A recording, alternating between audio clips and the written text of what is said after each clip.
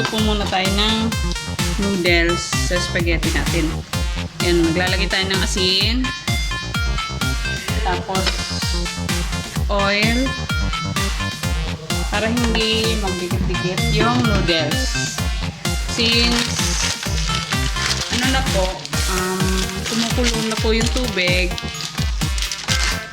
ilalagay na natin yung spaghetti noodles natin para maluto.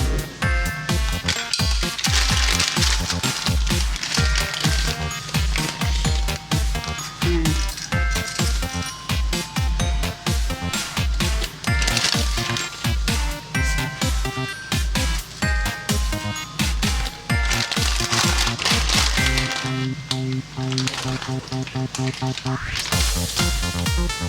Ayan.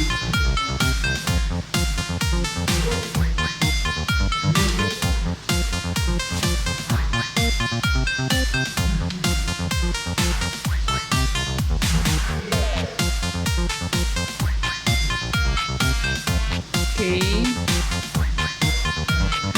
Halo-haluin lang po para hindi magdikit-dikit.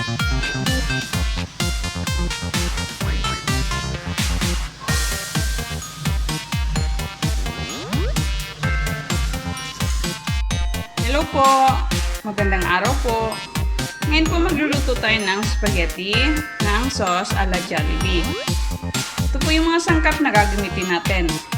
Una po, yung ground beef, bawang, sibuyas, 2 kutsaritang sugar,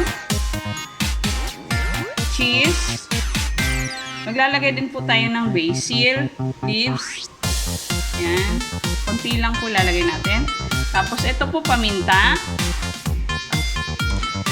Tapos ito hotdog, spaghetti sauce. Tapos ito pong spaghetti noodles natin, 1 3/4 po yan kilo. Then pagkulang po tayo sa alat, lalagyan po natin ng patis. Then konting ketchup. Yan. Yan, konting ketchup. Mga 2 kutsara po ng ketchup para kumulay yung ano natin, spaghetti. Yan. So, umpisahan po natin. So, ano po natin gagawin? Ayan po. Ano lang po natin yung ground beef na walang mantika. Para lumabas po yung mantika niya mag-isa. So, igigisa po natin siya muna. So, yan po. So, takpan po muna natin hanggang maluto at lumabas yung sarili niyang mantika.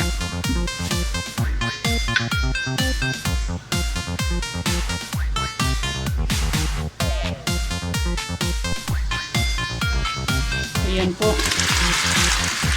Nalabas na po yung sarili niyang mantika. Gisa-gisa lang po natin. Then kukunin po natin mamaya yung mantika.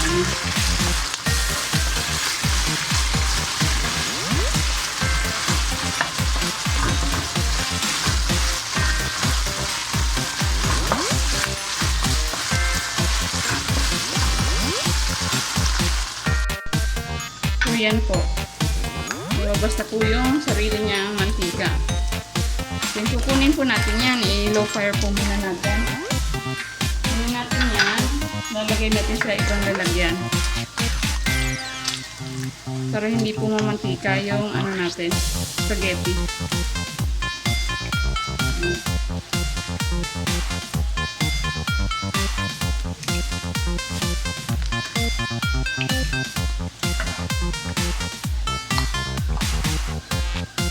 So yan po, nakuha na natin siya ng mantika. Konti na lang po naiwan. Nilalagay na din po natin yung bawang at sibuyas. So unahin lang po natin yung bawang.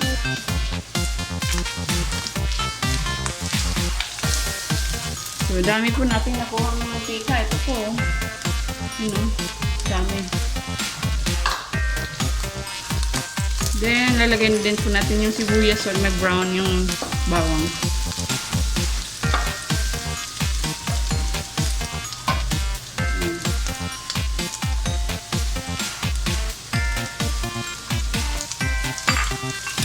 Next po natin lalagay, pagka luto na po yung sibuyas, maglalagay din po tayo ng paminta.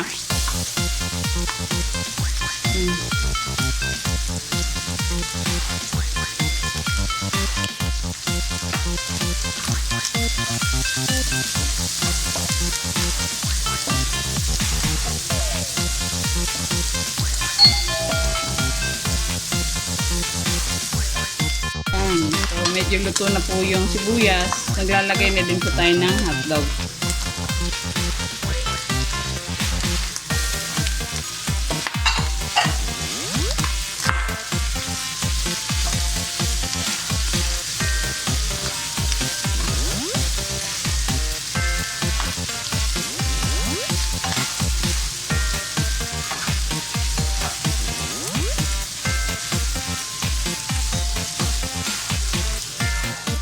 So, yan po.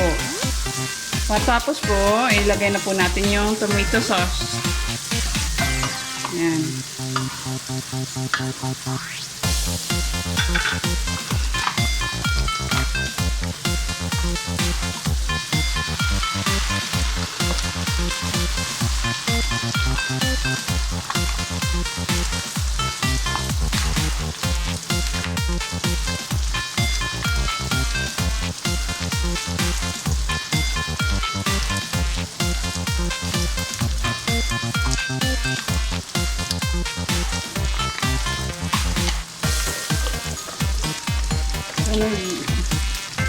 Yung isa pong tomato sauce, iba po yung ano niya, para ma-cheese po yung ano din natin. Bukod sa cheese na ilalagay natin, para may lasang cheese yung tomato sauce natin. Ayan. So, ito na po yun. Nilagyan na natin ng tomato sauce.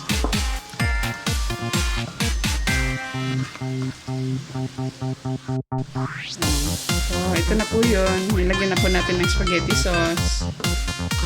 Then, maglalagay na po tayo ng sugar. Dalawang kutsarita. Ayan. Then, maglalagay din po tayo ng konting water. So, ganyan lang po kadami ng water. Para pang simmer po natin. Para maluto lalo yung mga sangkap.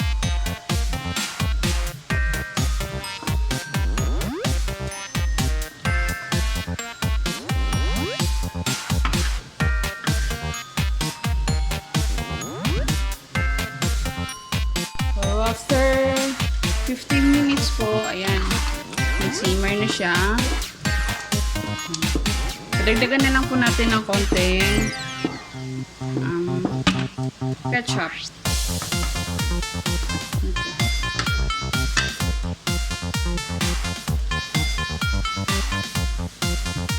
Ayan. So, tulong po yan pampatamis para gusto ng mga kids. Then, lalagay na din po natin yung cheese para mag-blend. Yan.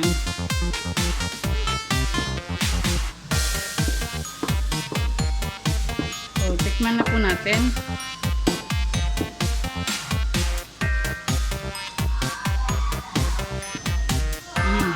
Sarap na po. Ilalagay na din po natin yung basil po natin. Yan. Para may herb yung spaghetti natin.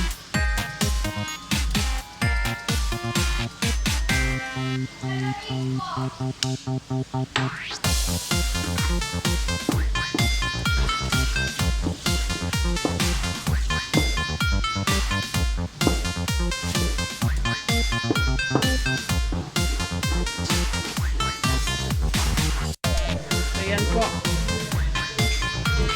So, nag-mix na po yung yung cheese tsaka yung sauce. So,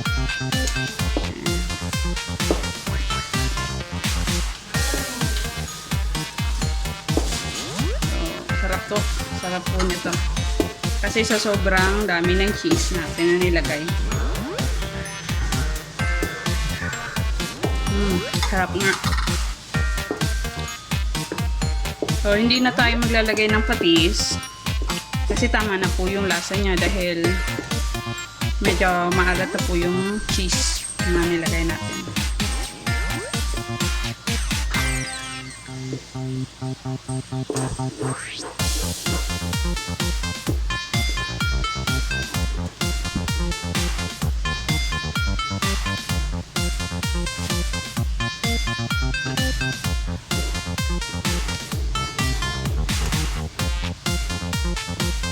So, ayan na po.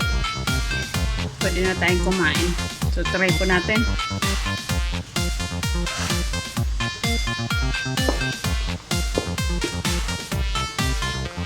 I-try natin i-toppings. Ayan. So, luto na po yan.